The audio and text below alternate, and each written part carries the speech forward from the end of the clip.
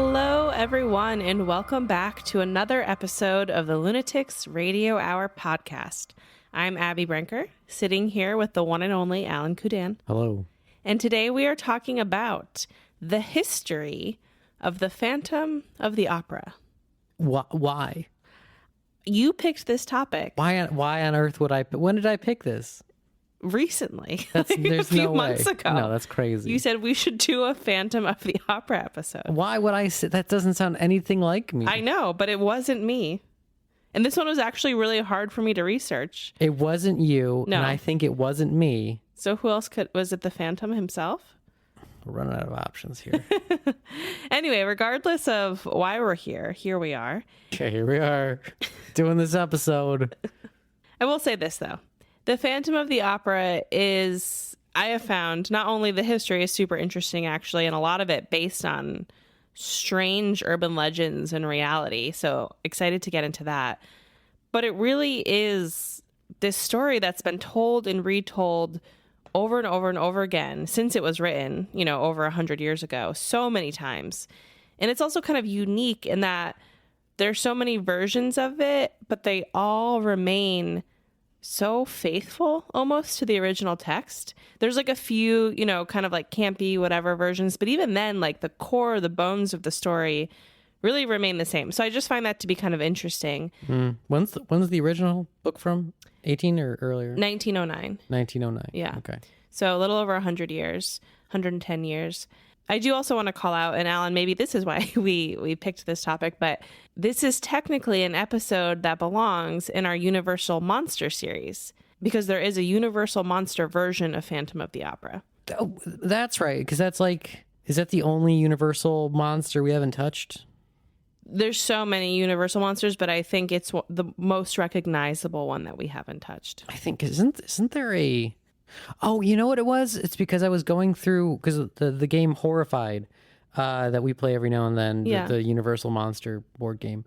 There's an unofficial expansion that goes to a few of the additional Universal monsters, and one of them is Phantom of the Opera. Another was Jekyll and Hyde. It was a pack. Got it. And that's, I think, when I was doing the Jekyll and Hyde stuff. That's how this crossed my list. Got it. So now as a French detective from the early 1900s, we have figured it out. We've cracked the case. Inspector Clouseau. Very good. So there we go. So this is officially another installment of the Universal Monster series. And I think we're probably getting close to the end of coverage on that. But if you've missed any of those episodes, we cover all of the major Universal monsters. So go back and listen to those if you so desire. A few sources for today. An article from the New York Theater Guide written by Gillian Russo, and I do use this article fairly heavily, called Discover the Real History Behind the Phantom of the Opera. A ClassicFM.com article by Maddie Shaw Roberts. A Mental Floss article by Stacy Condrat, The Truth About the Phantom of the Opera. Various films that we've watched in preparation, Wikipedia, fandom.com, and IMDb. The first version of The Phantom of the Opera came in the form of a serialized novel released in 1909.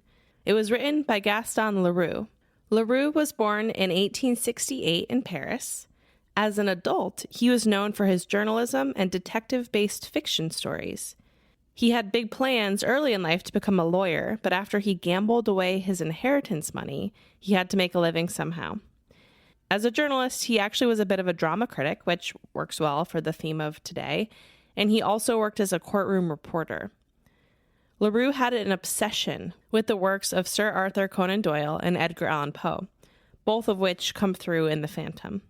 The Phantom of the Opera has become the defining work of Leroux, which was published around the time that he was 40 years old.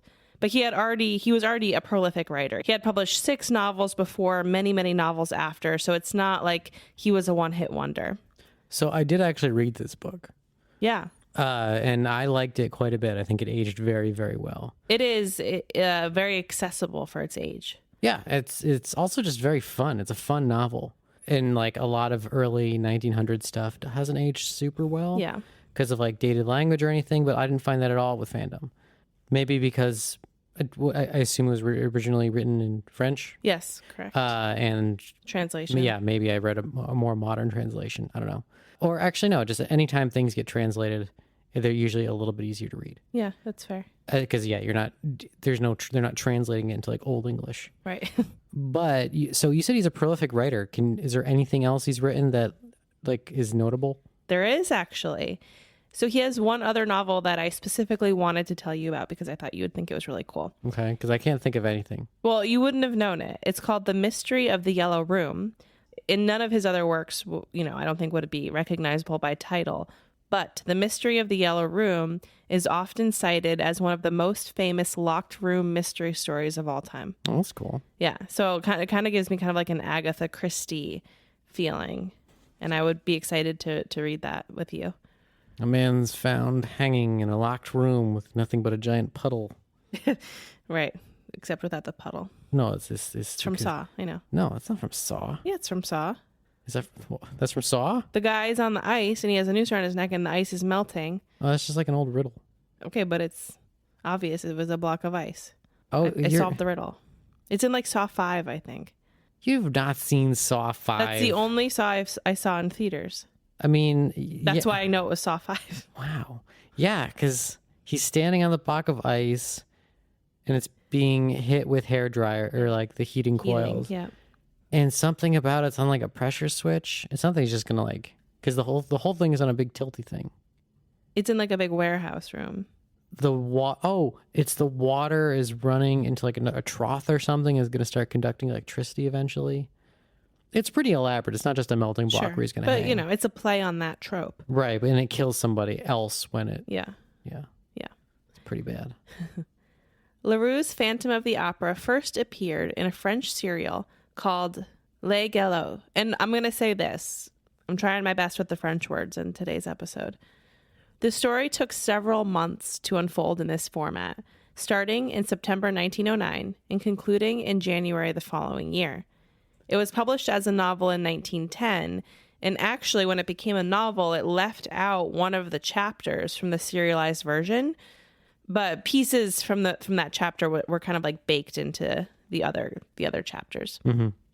I'm sure most of us have some familiarity with the plot of Phantom of the Opera because, again, I feel like even if you haven't seen it in any form, it's just such a part of culture. There's references to it and so many cartoons and animations and comic books and on and on and on, even if you've seen a trailer for the musical or a film, But anyway, we're going to kind of go through at a high level some of the plot points and characters just so that everyone has a refresher if you haven't seen it in a while. I mean, it's also just the Phantom's mask is so iconic. Yeah.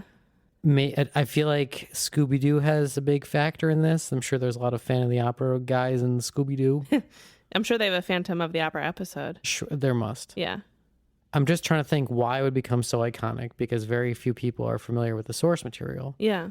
It's a great question, and I don't have a clear conclusion, but I think the research really did open my eyes to how many, I think people are so familiar because almost every few years, if not more often than that, since the original was published, there is some adaptation that comes out across, back in the day, radio, film, theater. Then it becomes this, iconic musical has records for being, long running on Broadway and in London's West End.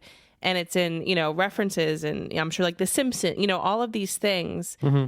It really is like there's a Wikipedia page dedicated to adaptations of Phantom of the Opera. And it was very, very overwhelming to kind of put together the episode today, the research, because of just how many times it's been remade. And again, it's not being remade often in like a really fresh way.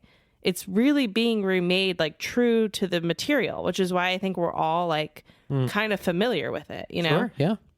Even like Jekyll and Hyde, I feel like is kind of like that, but like we get remakes every 20 years versus like literally every year there's something going on with Phantom. Also with Jekyll and Hyde, they take a lot of liberties. Yes, for sure. Whereas in this, it's the same story.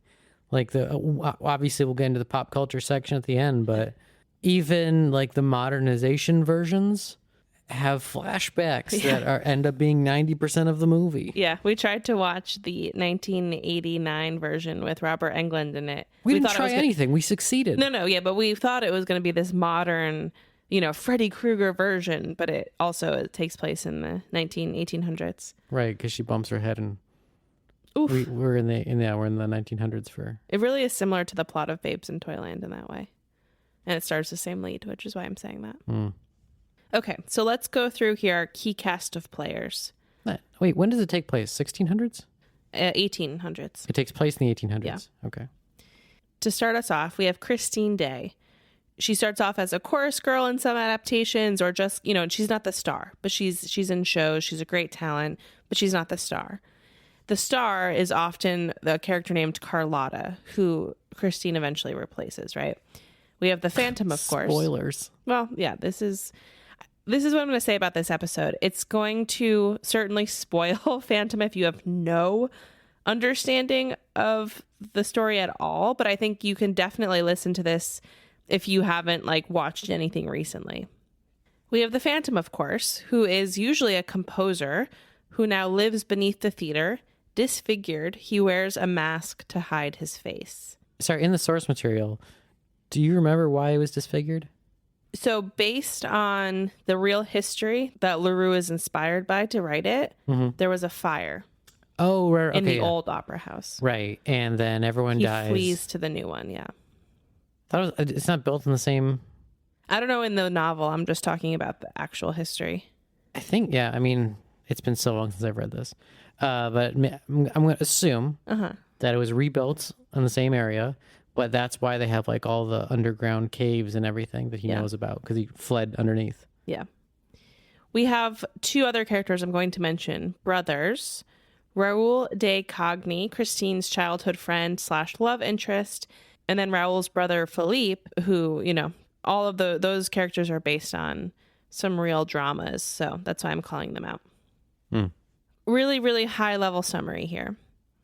A mask-wearing phantom lives beneath the Paris Opera House and becomes obsessed with singer Christine Day. Using threats and violence, he forces the opera management to give Christine bigger and bigger roles. His obsession grows into love. At the same time, Christine's love interest Raoul works to take down the Phantom and protect his own relationship with Christine. Right, because first off, no one believes in the Phantom. It's like the devil's best trick was convincing everyone he wasn't real. There you go. And so this guy who's a very real, just disfigured guy goes to great lengths to make everyone think that there's actually a ghost. Right. Yes. There's got to be a Scooby-Doo about this. Yeah, of course. It's literally made for Scooby-Doo. The first, it's like Scooby-Doo Patient Zero. Pilot. Yeah, some guy dresses up to convince people that there's a ghost to manipulate some kind of business into either success or failure. Yeah. That's Scooby-Doo 101. Scooby-Doo, yeah. What might be surprising is the historical inspiration behind the original work. There's a bit of a controversy, which we'll get to at the end here, about whether or not the entire novel is based on true events. But regardless, there are certainly elements that LaRue has taken from history. For starters, LaRue, as a journalist, was on site at the Paris Opera for a case involving a cell in the basement that housed prisoners of the Paris Commune.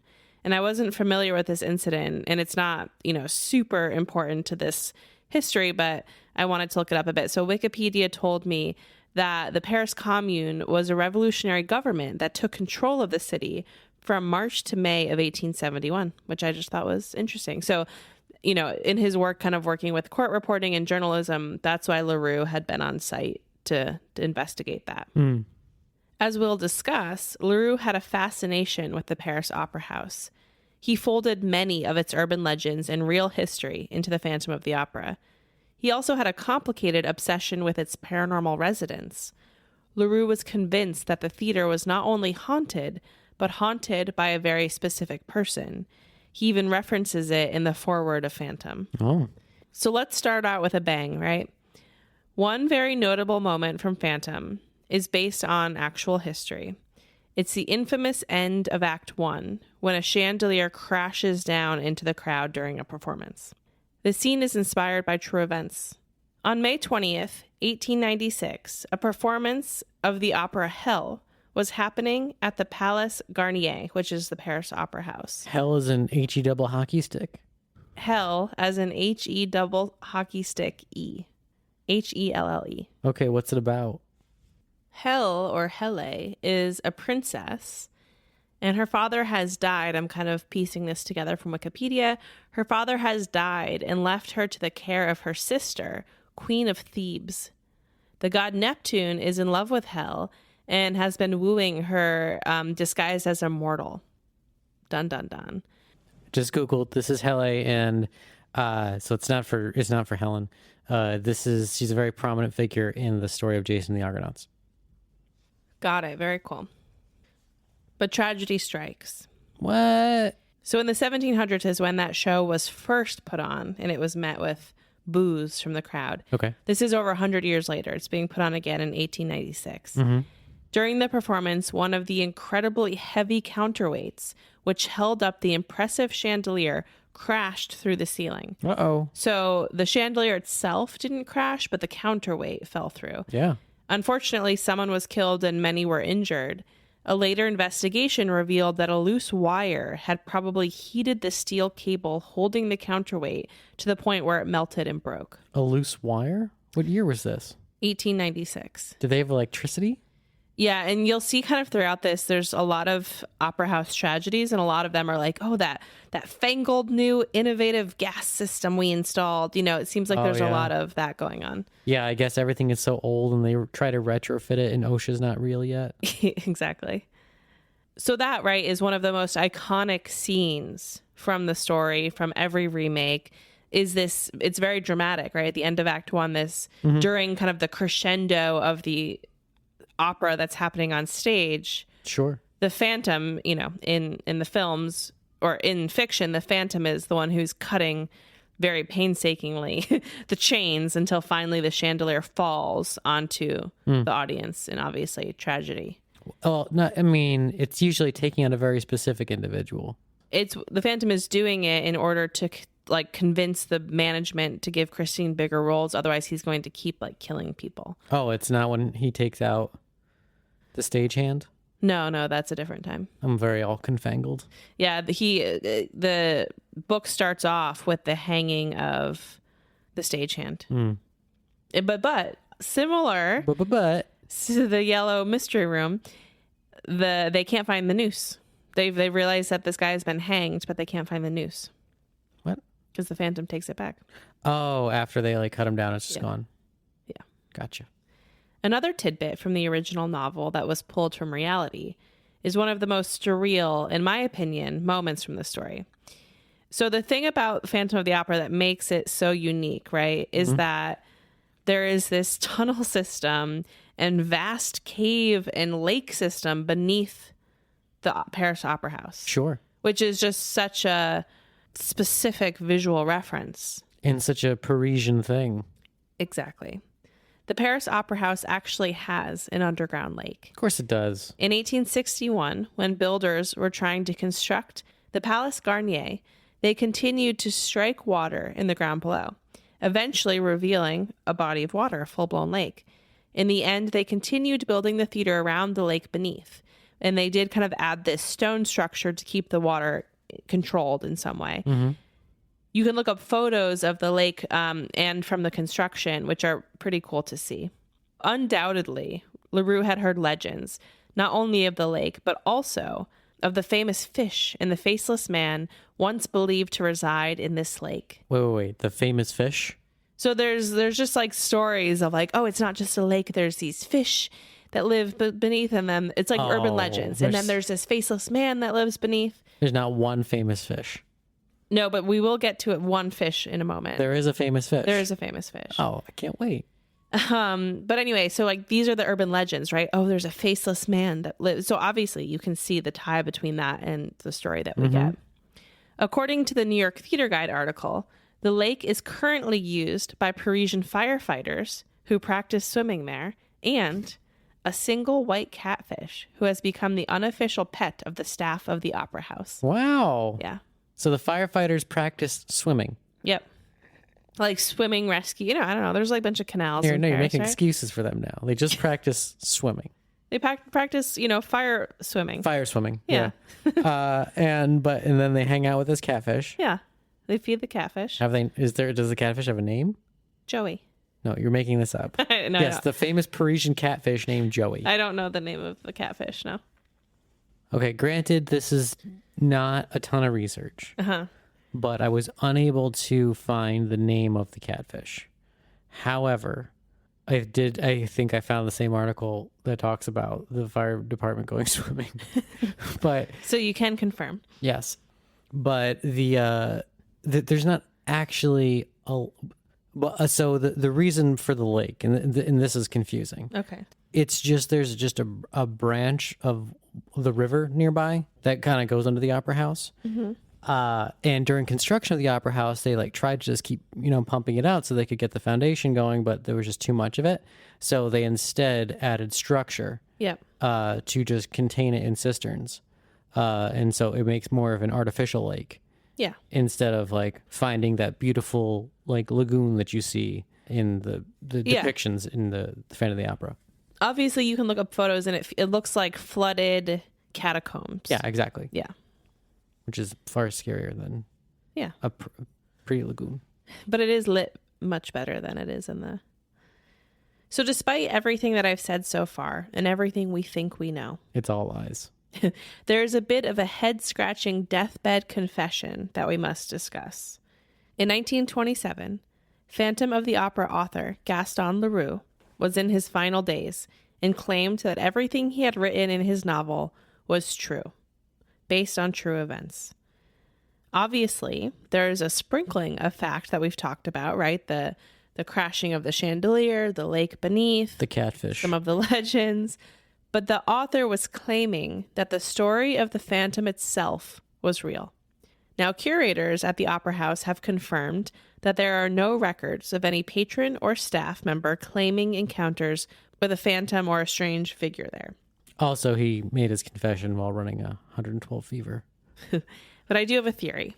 Before the Palace Granier, the Salle Le Petier was the venue for the Paris Opera from 1821 until 1873, when the theater was destroyed by a stage fire. On October 29th, 1873, a fire ignited at the Salle Le Petier and burned for 27 hours. That's a long time to burn. Many believed that the fire was caused by the gas lighting system inside the venue, which had been, as I mentioned before, Newfangled. modern and newfangled.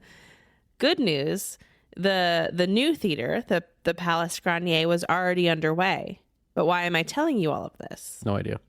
Well, the fire sparked a bit of an urban legend, which I believe may possibly be what author Gaston Leroux is referencing when he said on his deathbed, the Phantom of the Opera actually happened. The story goes like this. During the fire, a ballerina was killed, and her pianist boyfriend was horribly disfigured by the flames. Many believed that he retreated underneath the new Paris Opera House since the old venue is totally destroyed. Okay. Very sad if true, the story continues that the pianist lived under the opera house until he died, totally hidden away from society. And again, there could be some overlap here between this legend and the faceless man that I mentioned before that many believed lived in the lake under the opera house. Sure. He's disfigured, right? There's something wrong from the fire. In addition to that, there are several other, what I'm calling interpersonal stories that clearly give us at least the names of some of our characters and their motivations. I'm going to quote here from the New York Theater Guide article so that I don't mess it up. So these are words by Gillian Russo. Another rumor that inspired Leroux is the story of a ghost who haunts the Palace Garnier. Not only did the tale inspire him, but Leroux became obsessed with proving that the ghost was real. In the prologue to the Phantom of the Opera novel, he talks about the mysterious disappearance, Vicomte de Chagny, who disappeared to Canada for 15 years without a trace. When he finally returned to Paris, he immediately went to the opera house and asked for a free opera ticket. Leroux goes on to claim that Chagny and his brother were fighting over Christine Day, it says, in quotes here, a fictional character, insinuating that a tragedy happened between the two. Since the Vicomte is clearly the inspiration for Christine's childhood friend and lover, Raoul de Chagny, in Leroux's novel, it appears he believed the brother is the ghost who was killed in some sort of tussle and now haunts the shadowy corners of the Palace Garnier. That'll do it. End quote. Needless to say, right, the details here are a bit vague and disjointed. We've talked through many an urban legend. Mm-hmm. But there is enough overlap between these stories and the real, the novel itself, to assume that even if they were not true, Gaston Leroux took much of this as inspiration for his novel, right? So whether they're urban legends or whether these were things that he knew happened, he must have believed in some sense that they did. Or when he was on his deathbed and said that. I mean, sure. Yeah, but you can also get really confused in your deathbed because you're dying. How do you know? Have you ever been on your deathbed? Oh, more times than I can count. In 1922... Do you have any idea how many deathbed confessions I've made? How many? I can't even tell you. I don't remember. In 1922, Leroux met with the head of Universal Pictures, who was visiting Paris at the time, and Leroux gave a copy of Phantom of the Opera to the studio executive. That's a weird thing to think about. You think about it being such a piece of antique literature, and then just in handing it to a Universal movie exec. Here you go. So let's discuss the film adaptations for this incredibly famous story. Okay. I can confirm, after attempting to round up a holistic list of Phantom adaptations, that they are truly uncountable. There are just so many film, TV, theatrical versions, let alone references in radio and comic books, et cetera, et cetera, et cetera. So just, know that this is in no way holistic, but there's no human out there who needs a holistic list of Phantom adaptations. It's just too dense for any one person to handle. No, that's not true. Someone can do it.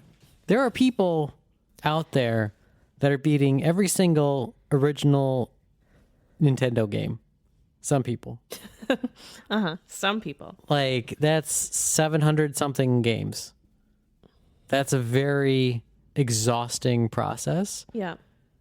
I'm sure someone like that could handle all of the Phantom adaptations. Well, if that person is you, let us know. I can give you what I have so far. Get you on your way. We're going to focus on what I'm deeming the important film versions. Again, I'm not going to talk about every single one because there's just too many. And she's lazy. You're so sweet. The earliest film version dates back to 1916. It is a totally lost film, starring Swedish and Norwegian talent, though we do know that it did exist due to other first-hand sources and accounts. So the earliest film version is totally lost, 1916. But fast forward 9 years later to 1925. This is the year we get the famous Lon Chaney Universal version of Phantom. And this version is freaking Lon Chaney. He does everything. And this version is directly inspired by Gaston Leroux handing a copy of the novel to the studio executive several years earlier. It's based on the handing of the novel? No, it's not what I said. Because that's lame. It's a lame I'm saying movie. This film came to be because he gave the book to the Universal executive, and the Universal executive, 5 years later, made this film. I understand. Okay, great. Just making sure. I just wish you would speak more clearly. I understand. I wish that you would listen more clearly. We all want things.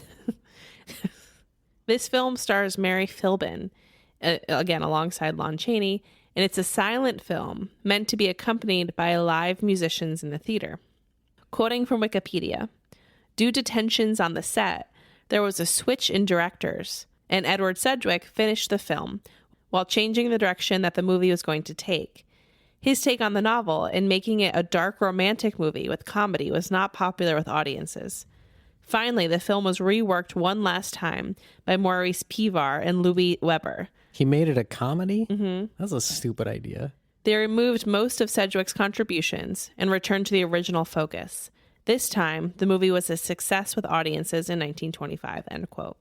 I mean, that's a really interesting thing about this story, is that what does change, even though the plot really doesn't in these adaptations, is the tone. We have some that are very horror, Obviously, it lends itself well to that. We have some that are very, very dry drama, some musical versions, some non-musical versions. Like it really, that is the thing that I think shifts with each remake. Yeah, I think that the major spectrum is between romance and horror, and then like the good ones are kind of like somewhere in the middle. Yeah, right? for sure. We love a horror romance.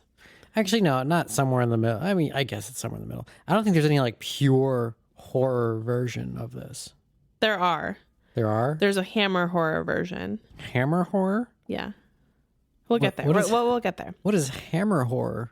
You've asked me that once an episode, every time we've talked about. You're just making up terms. Okay, let's focus on the 1925 Does that version. mean murder with a hammer? No. It's the name of a production company. Hammer. Yes. Horror. Yes. Okay. I was actually lucky enough to see the 1925 version of this film screened alongside with live musicians. I believe it was a live pianist at the TCM Film Festival a few years ago with my mom. Shout out to April B. Shout out to April B. Though the film was actually re-released in 1929 with sound effects added. But it was a great experience. If there ever is a screening local to you of the 1925 film with live music, it's worth it. It definitely is not as boring as most films from that era are. I think it's a really good film. I don't know if I've ever seen something with live accompaniment. Really? Yeah. Oh, it's so fun. It really is. I feel like I have, but I can't think of... Well, you're not as cultured as I am, so that makes sense. Yeah, that does make sense. Universal constructed an accurate replication of the Paris Opera House for the production, quoting again from Wikipedia. The scene in which Eric, just so everyone knows, is the Phantom, plays the organ, and Christine creeps up behind him to snatch his mask off, is often cited by critics and connoisseurs of film art as one of the most memorable moments in the history of all film. Why? The makeup of Lon Chaney was so disfiguring that the camera operator lost focus while shooting the sequence, and the theaters were urged to have smelling salts on hand in case ladies in the audience fainted in horror, end quote. Because it was so like... There's a lot to unpack there. At the time, his makeup was so upsetting to people that it became this like really tense moment. But I love the idea of theaters having smelling salts on hands. I just love that the operator lost focus. It's like, okay, that happens literally all the time. But not out of fear. And then they're just like, we're going to... Yeah, and instead of just getting in trouble because film is expensive, he's just like, it's the makeup. I'm so scared. They ran with it for PR. There you go. Get the smelling salts. In 1943, another version of Phantom was released. This film stars Claude Rains and Susanna Foster. I actually watched this film yesterday or 2 days ago with my family as research for this episode. Thank you for my family for bearing to watch this movie. It's definitely dry. And it feels like the least horror version of Phantom that I've seen. But it does include a very dramatic take on the chandelier crash, so I will give it that. Featuring the Phantom sawing at the chains, holding up the light for a very, very long time, intercut with the climax of the opera happening on stage. So I do think that scene was kind of, dramatic and suspenseful, but overall it felt, kind of like a cheesy drama to me. Sure. So again, I would encourage you to skip this one if you were gonna go watch one. Done. In 1962, a Hammer horror version is released. Hammer horror? This adaptation stars Herbert Lom and Heather Sears. The big contribution of this film is the introduction of Toccata and Fugue in D minor by Bach. You know that song, Alan, right? Mm-hmm. The Phantom plays this song on the organ, and it's since become a horror staple. Though it has appeared in other films before and after, this was the film that really kind of made that song stick in the zeitgeist. If you don't know that song, listen to it and you will immediately know that song. In 1973, a film called Wicked Wicked was released. Wicked Wicked is interesting because it was filmed in something called Duovision, essentially a split-screen film. It actually had a very large budget of $1.5 million, and the production came in slightly under, though much of the cost was associated with the dual-screen gimmick of the movie. As in, so this wasn't 3D. This was supposed to be watched with two screens. It's like two screens, but according to the trailer that I watched, you do need some sort of special device. Like, I don't know if it's glasses or something, but you don't just go into the theater. There's like some special equipment required. Interesting. It probably is 3D. I don't think it is. Because 3D existed before this, so they would have called it something different. Production took place at the Hotel del Coronado, a stunning and historic hotel in San Diego. Wicked Wicked, perhaps true to its intended duality, was polarizing to its audiences. It's extremely campy and plays with comedy, as well as truly horrifying elements, a combination which threw audiences off at the time. But it does look very, very fun. And if you can come across a copy, which I was struggling to find, I would say definitely it's worth called a watch. Wicked Wicked? Wicked Wicked. Not just Wicked. That's different. Because it's dual. Wicked Wicked. So, split okay, screen. Gotcha. 1 year later, one of my favorite directors of all time, Brian De Palma, released a film called Phantom of the Paradise, a rock musical which hit theaters on Halloween 1974. I could do an entire series, and perhaps someday I will, on Brian De Palma. His films, especially his films that are made outside of the major studio system, because he's one of those directors that sort of pivots between making like Mission Impossible and then making this like really strange indie film that he kind of funds with. He made Mission Impossible? One of them, yeah. Which one? Ghost Protocol? No. It's the only one I know. It's the only Mission Impossible movie you know? No, there's Spectre? No, that's James Bond. Wow. It's kind of shocking to me that you don't know anything about Mission Impossible. Not really a big Tom Cruise guy. I'm a super fan of Tom Cruise. Brian De Palma, not Tom Cruise. But Phantom of the Paradise was one of the first films of his that I had watched, and it made me fall in love. It's sort of a combination of Faust, Dorian Gray, The Phantom of the Opera, but a rock horror comedy musical version. Again, it's incredibly campy. It's incredibly over-the-top, bizarre filmmaking. The trailer also claims that it's a gothic horror love story. It's super trippy. This would be a film that I would encourage everyone to watch. It's probably one of the least faithful to the original story, again, because it's really combining Faust and Dorian Gray in there as well. But I love this movie. So I'll put that out there.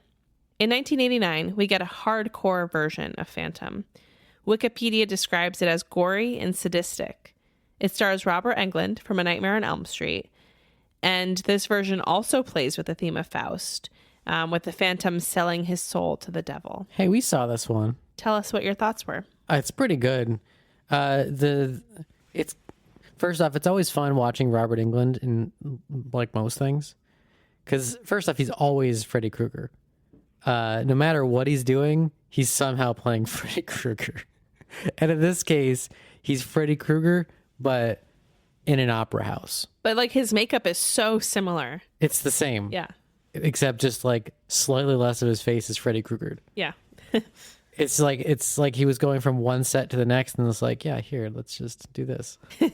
And that's how he gets to film multiple movies simultaneously. Duo vision. That's right. And like he's a good actor. Yeah. But his very over the top facial expressions when emoting physical responses, whether it's surprise or pain or something, it's always like hoo-ah, it's crazy. Yeah. And it makes me laugh every time. It's kind of hard to take him seriously in those moments. Sure. Yeah, I agree. Because Freddy Krueger's a goofy fucking guy. Yeah. Like, he's a goofy villain. He can be very scary. Keyword is can. He's usually not. He's normally pretty goofy. It's usually when his tongue gets involved that I start to get grossed out. Sure. Okay. Yeah, that's not but really it kind of crosses a trigger. line to like creepy. But otherwise, it's just very like, yeah, he's like a goofy guy. He is pretty goofy. I mean, he's a guy within a Christmas sweater. He kills teenagers. Right. I mean, there's more to him, but it's not much. Okay, why don't we talk about Phantom? What did you think about this version? Oh, it's very good. You'd liked it. Yeah, I thought it was fun. Not too much underground lake business in this movie. Mm-hmm, that's true. He has an underground like layer, but it's just got a lot of like candles in it. there was a lot more of the Phantom just being like a very physical presence in this movie. Yeah. Of just like literally going around killing people, like slasher style. Yeah. Whereas there's so much more almost unreliable narrator stuff in like the novel. Yeah. Where, you know, nobody thinks that the Phantom is a real person. Even Christine doubts herself for the longest time. There's supposed to be like a very slow build in their relationship where this unearthly presence where she has no idea where it's coming from. It's just like this ethereal voice is giving her singing lessons, but like very, very pointed singing lessons that not only are actively helping her career, but then simultaneously the obstructions in her life are disappearing one by one. Like that's kind of a cool dynamic that happens, Totally. you know, that's like Phantom at its core. In this, it's just like he's just killing people and it's anyone that he doesn't like. Yeah. There's, you know, the guy that drops a sandbag. Yeah. And Well, it hits her. I know it breaks a mirror and it startles her. No, it hits her. I thought it broke the mirror and she fell down. It like hits her shoulder. It like knocks her over. Right, so it kills her. It doesn't kill her, Well, obviously. it breaks all her vertebrae. And he's like, "How dare you? Let me kill you now." Yeah. That's a quote right from the movie. It's not. You know what? 86, all that. What I want to say about this movie is that it has Bill Nye. And I love Bill Nye. I didn't realize until we watched this movie how much you liked the film Love Actually. It's the secret. I mean, it's unfortunate because, you know, it's right in Phantom where Bill Nye's character is like, "We just need better music for this." And I'm just thinking, like, you got a banger in your back pocket, dude. Just whip it out. Just change some words. It's like your specialty. Yeah, exactly. Make it Phantom specific.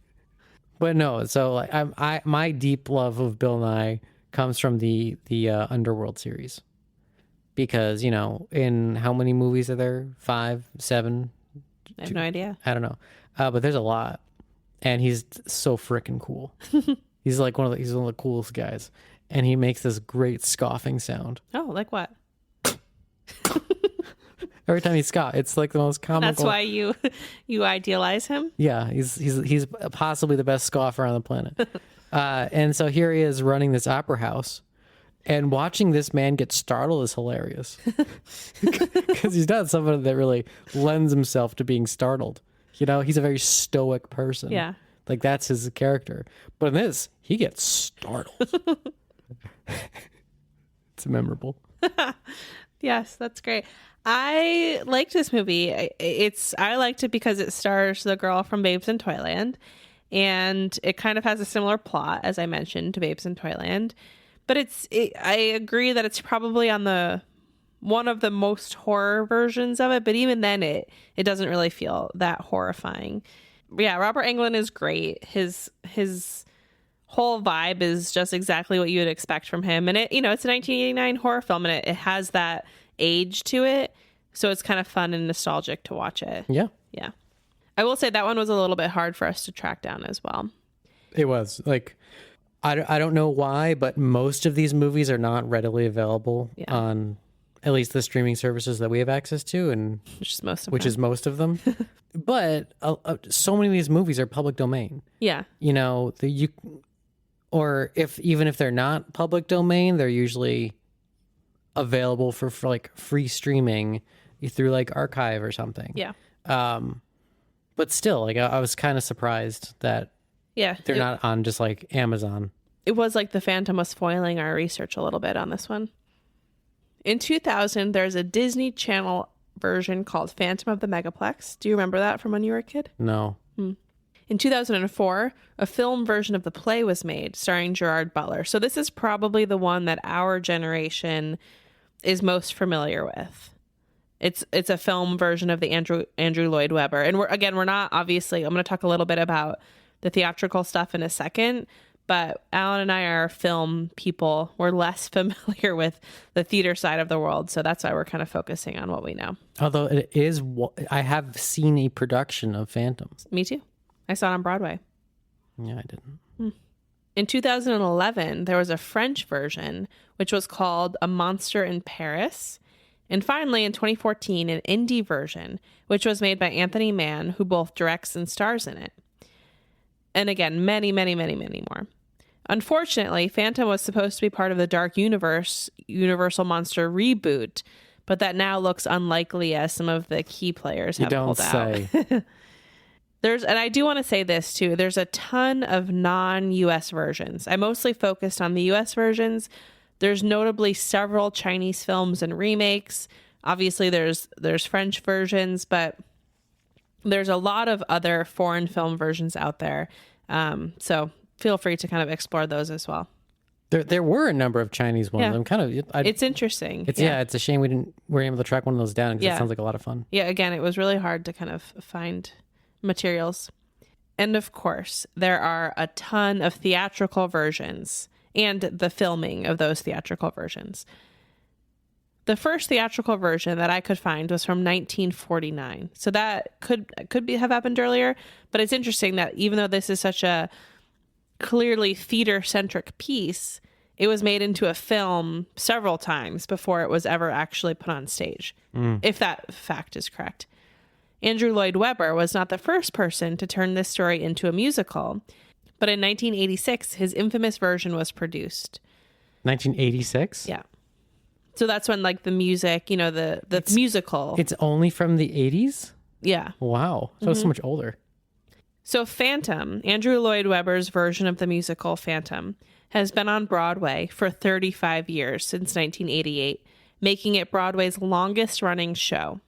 And it was actually just announced, very topical, that the musical will leave Broadway in 2023. The final performance will be on February 18th, 2023. So this is your chance to go out and see it. Quick, until it comes back the next year. Well, maybe. I mean, it's never had a break in 35 years, so this is big. Yeah, but look at Cats. It goes away, it comes back. It's also been running in London's West End since October 1986, even longer. Wait, what bullshit is this? Cats used to be like, we're the longest running musical. Yeah, well, not anymore. Now Phantom is. When did Cats start? Why would I know that? Okay, so Cats was from 1982. Yeah. And Phantom wasn't until 1986. Yeah. 86 in London. But yeah. That's crazy. Why? It's just Cats is timing. So freaking old. Why? Did you imagine that Cats was a musical before Phantom of the Opera? No. Nor did I. That's a very surprising fact. Yeah. I mean the surprising fact isn't to me have anything to do with Cats. It's that the Phantom of the Opera, which is clearly lends itself so well to becoming a musical, wasn't made a musical, until the 80s. That's the part to me that's surprising. Did you ever see the Cats movie? Yeah. No, I didn't see the Cats movie, but I did see the musical. Was it good? I liked it. I like it, Are you excited for the movie? No, I don't. The movie looks terrible. The movie with like Taylor Swift, that movie? She's in Taylor Swift in is like in James movie? Corden, yeah. I don't know anyone is. I just know that there was originally they added buttholes to the cats.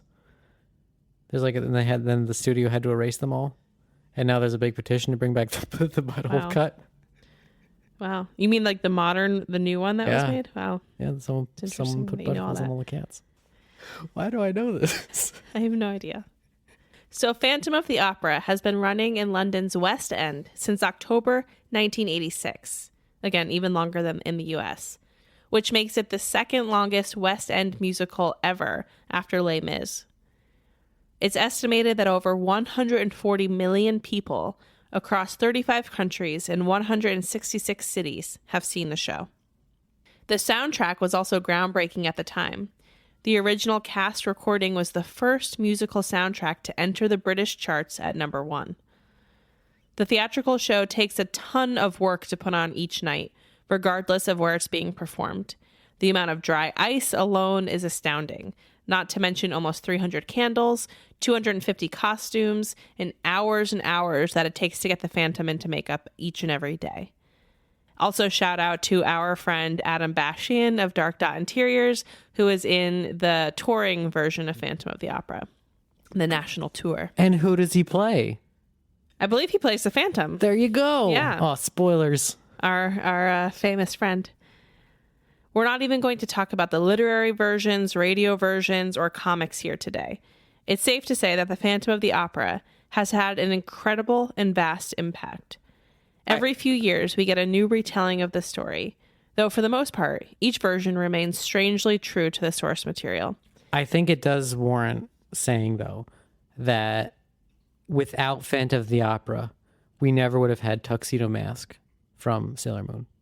Great. That's good to know. Who's Tuxedo Mask? I'm going to stop this recording right now. It's my big confession in life that I haven't seen a lot of Sailor Moon. Yet you love Sailor Moon. I love Sailor Moon. You love the idea of Sailor Moon. You've never seen Sailor Moon. Correct. We did make a Sailor Moon inspired film for Lunatics one time. It's on our YouTube channel. You were there.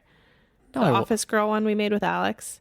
Oh. Those transition scenes were all like Sailor Moon transition scenes. No wonder you were so confused when we asked you what it's supposed to look like. Tell us about Tuxedo Man. No, Tuxedo Man? Yeah. What's his name? Yeah, Tuxedo Man. Tuxedo Man. No, Tuxedo Mask. Tell us about it. No. Okay, well then thanks for bringing it up. You need to, I'm not just going to softball this one in for you. I have homework to go watch. You have homework to do. Okay. I'll watch Sailor Moon and I'll report back. Thank you. One theory I have about the faithfulness to the source material is just that perhaps because Phantom's location and tropes are so specific that retellings and adaptation only have so much room to experiment. The final pop culture piece that we should talk about, Alan, because it's specifically of interest to you, is The League of Extraordinary Gentlemen. One of the best movies ever made. And the character named Phantom with an F. Fantomas. Tell us. He plays the bad guy in this. He's like the main antagonist. The Phantom is always the bad guy. Yeah, but he's also sort of like, not quite an anti-hero, but he's very sympathetic. Sure. And this guy is just the villain, you know? And he wears the Phantom mask because he's so like disfigured. It's more of just like a villain who pulls his inspiration from Phantom of the Opera. Got it. At least that's my take on the situation. Sure. As opposed to him like having this like big old tragic love story situation in the movie. Yeah, fair enough. But League of Extraordinary Gentlemen it takes so many artistic liberties with like the recreation of the characters, and normally it just makes them far more interesting. Yeah. What I like about the Phantom, is it the Phantom? Fantomas? I think it's like I thought it was more. That was more non-English. But anyways, he's got the big metal mask. Right.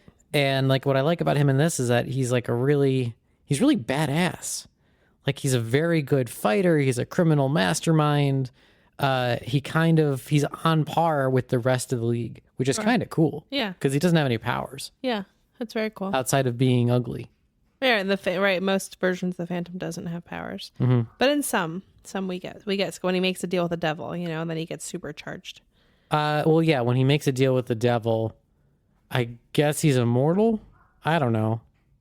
He doesn't age because he's there, and he has like some psychic powers. I feel like too. He does. Yeah. Well, like the way in the 1989 version that he like pulls Christine in mentally, you know. Oh, I thought that was just like more of her being psychic. No psychic ability. Is just like he's an amazing manipulator.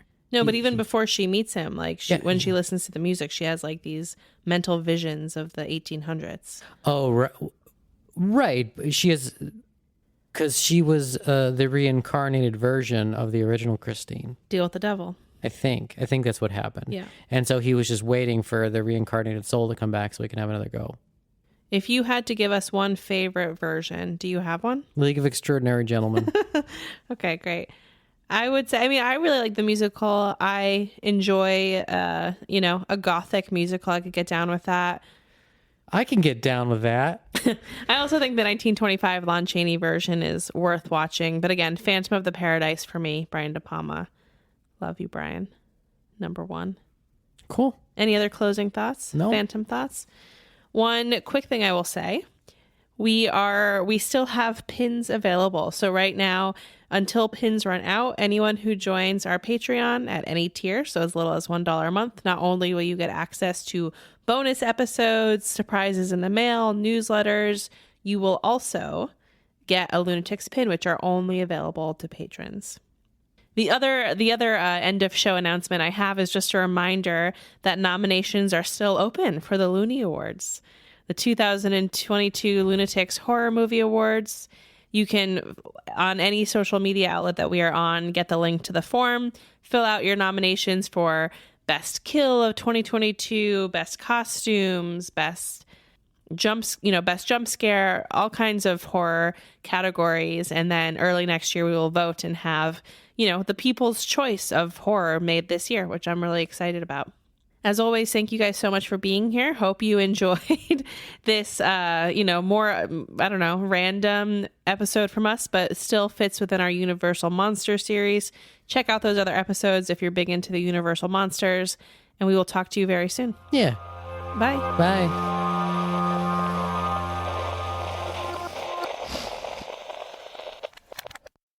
Thanks for listening. If you'd like some bonus content, consider supporting us on Patreon to access our patron-exclusive podcast, Horror Movie Club. Also, head to lunaticsproject.com to check out our spooky merch and apparel. You can find us at Lunatics Project on Twitter and TikTok, and The Lunatics Project on Instagram and YouTube, where you'll find our short horror films, cemetery tours, and so much more. And please rate and review. A little feedback goes a long way to help us grow and get more content out there. Our cover art is by Pilar Kep, and musical bumpers are by Michaela Papa and Jordan Moser.